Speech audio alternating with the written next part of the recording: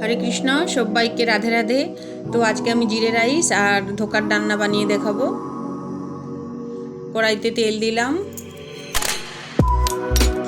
ঘি দিলাম 1 চামচ, তেজপাতা, শুকনো লঙ্কা আর দেবো লং আর ইলাচ,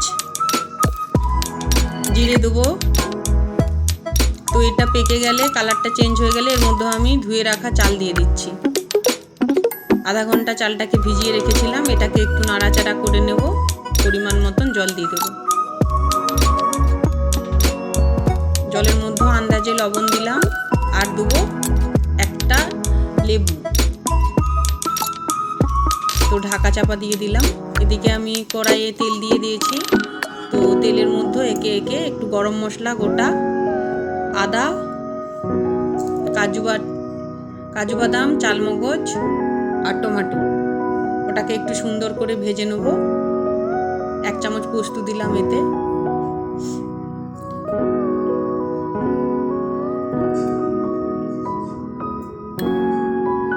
লবণ দিলাম।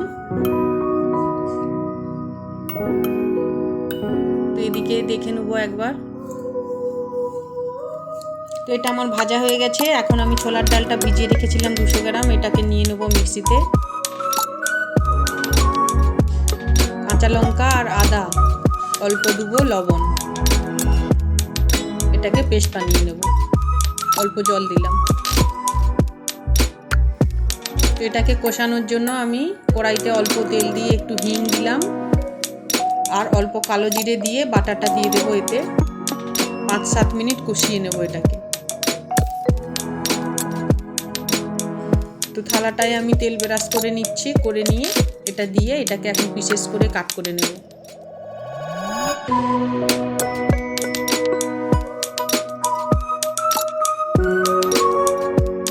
তো এটাকে এখন ভেজে নেব, এটাকে বেটে নেব। একটু লাল লাল করে সুন্দর করে ভেজে নেব।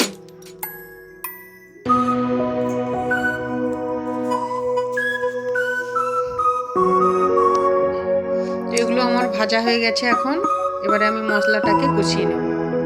তেল দিলাম, খুব সামান্যই দিলাম। গোটা এলাচ দিলাম 2টা আর শুকনো লঙ্কা 1টা দিলাম। এবারে একটু জিরে দেব আর অল্প হিং দেব। বেটে রাখা মশলা, একটু হলুদ দিলাম যাতে মশলাটা বেশি না ছিটকাই চারদিকে। তো বেটে রাখা মশলাটা এখন হালকা করে কষিয়ে নেব।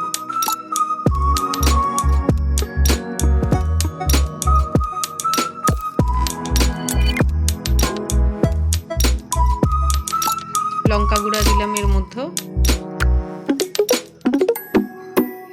বেটে রাখা মিক্সিটা ধুয়ে অল্প জল দিলাম। জিরে গুঁড়ো 1 চামচের মতো, ধনে গুঁড়ো,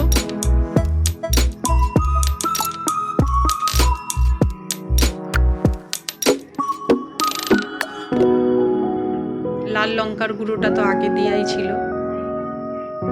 তো তেল ছেড়ে গেছে। তো এর মধ্যে আমি একটু লবণ অ্যাড করলাম আর মিক্সিটা ধুয়ে জলটা দিয়ে দিলাম।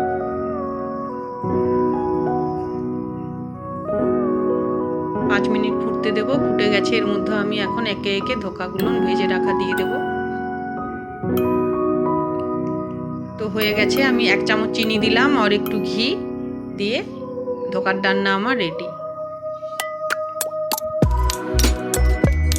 তো এখন আমি ভাতের সঙ্গে এটা পরিবেশন করে দিলাম।